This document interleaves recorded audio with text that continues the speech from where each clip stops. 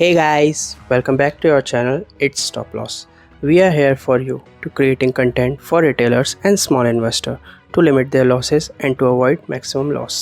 दोस्तों, आज के इस वीडियो में हम थोड़ा स्टॉक मार्केट से हटके ज़रा लोगों की साइकोलॉजी और उनकी थॉट प्रोसेस के ऊपर बात करेंगे। उनके बिलीव्स एंड एथिक्स कैसे काम करते हैं और ज़्यादा से ज़्यादा लोगों को हमेशा लॉस ही क्यों होता है, इस पर बात करेंगे।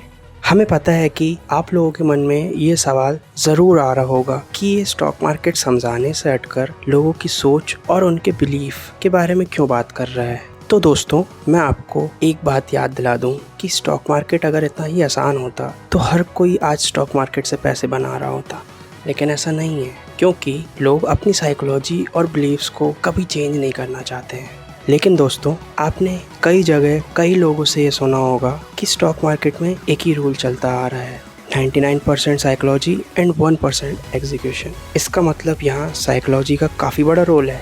अच्छा दोस्तों, अब आप लोग थोड़े कंफ्यूज तो हो रहे होंगे, तो चलो इसे ऐसे समझते हैं कि हमारे बिलीव्स एंड साइकोलॉजी हमारे लॉस करने का कारण क्यों है। दोस्तों, अगर आपने कभी भी स्टॉक मार्केट में शेयर्स बाय या सेल किए हैं तो आपने ये चीज़ ज़रूर एक्सपीरियंस की होगी कि जैसे ही हमने कोई स्टॉक बाय किया और तब से ही वो वहाँ से गिरने लगा, और जैसे ही हमने स्टॉक को सेल किया और वहाँ से वो ऊपर भागने लगा।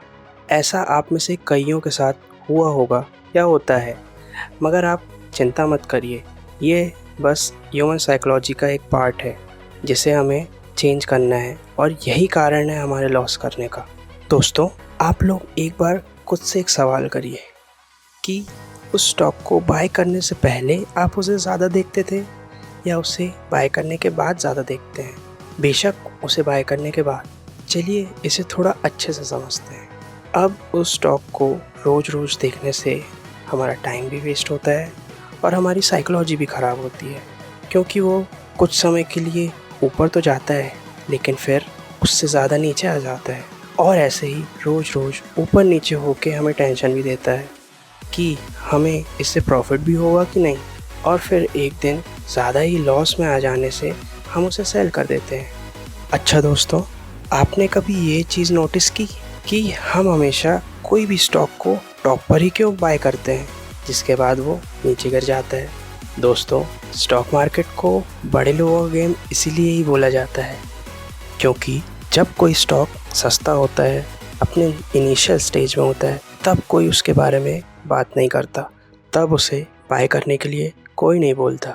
लेकिन जब कोई स्टॉक रैली करके ऊपर टॉप पे आ जाता है, तब हर न्यूज़ चैनल, हर कोई स्टॉक की बात करता है, और तभी हमें उसके बारे में सुनने को मिलता है कि ये स्टॉक अच्छा है, इस स्टॉक ने बहुत ही अच्छे रिटर्न दिए हैं, और तब जाके हम स्टॉक को टॉप पर ही बाय कर लेते हैं और फिर वो गिरने लगता है, और यही साइकिल चलती जाती है। आप में से काफ़ी लोगों के साथ ऐसा होता होगा। दोस्तों, तो फिर इस साइकिल या ट्रैप से बचने का कोई तो सॉल्यूशन होगा। दोस्तों, अब तक तो हमने सिर्फ लोगों के लॉस करने की और रिटेलर्स की साइकोलॉजी के ख़राब होने की बात की है, तो चलिए अब इसके सॉल्यूशन की तरफ चलते हैं। दोस्तों, मैं आप सभी से एक बात कहना चाहता हूँ, लेकिन ये बात आपको थोड़ी बुरी लग सकती है। आप कभी भी कोई शेयर बाय या सेल करें या स्टॉक मार्केट में कैसी भी इन्वेस्टमेंट करें तो प्लीज़ उससे अटैच मत होइएगा, क्योंकि स्टॉक मार्केट में इमोशंस की कोई भी जगह नहीं है। आप लोग मन ही मन ये सोचते रह जाएंगे कि मैं इस स्टॉक को तब बाय या सेल करूँगा, और आपके देखते ही देखते वो स्टॉक या तो आपसे मिस हो जाएगा या आपको लॉस दी जाएगा। दोस्तों, इन सब चीज़ों से बचने के लिए हमें खुद के ऊपर काम करना होगा और एक ऐसा सिस्टम या सेटअप बनाना होगा जो कि हमारा टाइम और साइकोलॉजी दोनों को ख़राब होने से बचाए। एक ऐसा सेटअप जिसके इंडिकेशन से हम किसी भी शेयर को बाय या सेल करेंगे, उस सेटअप के अकॉर्डिंग चलने से हमारे इमोशंस भी हमें डिस्टर्ब नहीं करेंगे।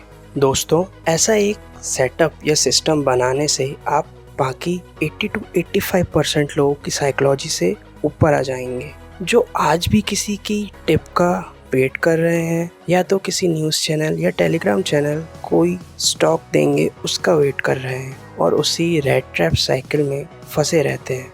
दोस्तों, आप लोगों को ये जानकर थोड़ा शॉक होगा कि एक सिस्टम और सेटअप पे वर्क करने से आपके अंदर पेशेंस एंड डिसिप्लिन डेवलप होता है, जिससे आप किसी भी स्टॉक का बहुत पेशेंस के साथ वेट कर सकते हैं आपके सेटअप तक आने का, और डिसिप्लिन के साथ ट्रेड को एग्जीक्यूट कर पाते हैं। और आप लोगों को ये तो पता ही होगा, और हमने अपनी लास्ट वीडियो में भी बताया है कि patience and discipline is the key to make money from stock market. दोस्तों चलिए आपको एक सिस्टम या सेटअप कैसे वर्क करता है और बड़े बड़े लोग इसे कैसे यूज़ करते हैं, टॉप 1% में कैसे आते हैं, ये समझने की कोशिश करते हैं बहुत ही सिंपल तरीके से।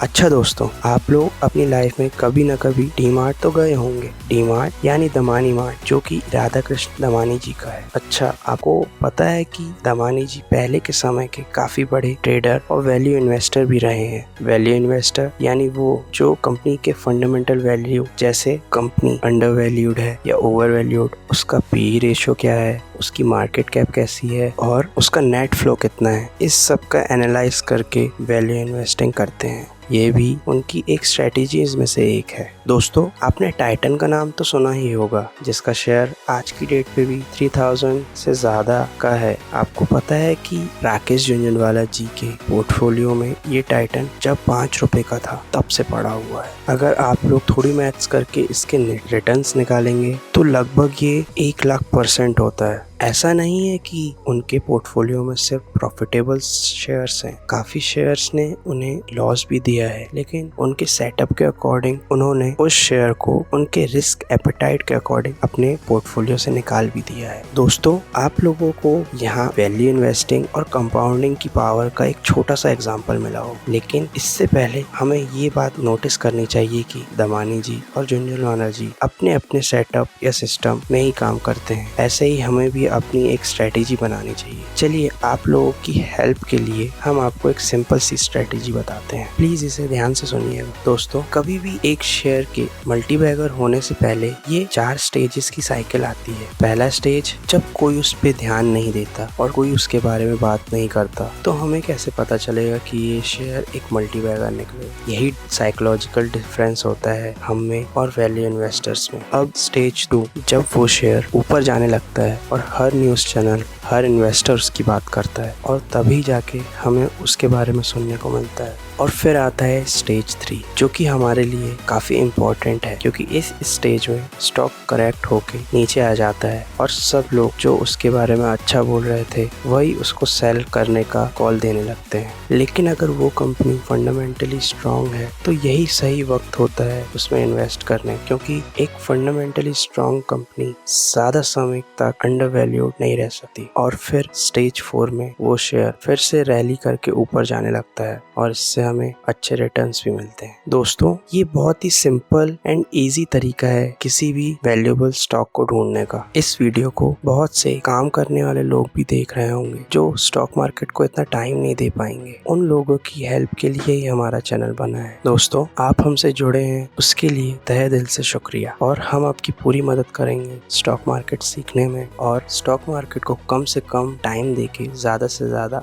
रिटर्न निकालने में। इस वीडियो के लास्ट में दोस्तों अब आप लोग एक बार फिर से खुद से एक सवाल करिए कि अब अगर आप कोई शेयर बाय करेंगे तो वो आपकी स्ट्रेटेजी के अकॉर्डिंग होगा या कहीं से टिप मिली या सुनने मिला उसके अकॉर्डिंग। दोस्तों अगर आपको ये वीडियो थोड़ी बहुत इन्फॉर्मेटिव लगी हो तो प्लीज़ इसे लाइक एंड कमेंट सेक्शन में यस लिख दीजिए। इससे हमें बहुत मोटिवेशन मिलता है आपके लिए और अच्छी वीडियो बनाने का।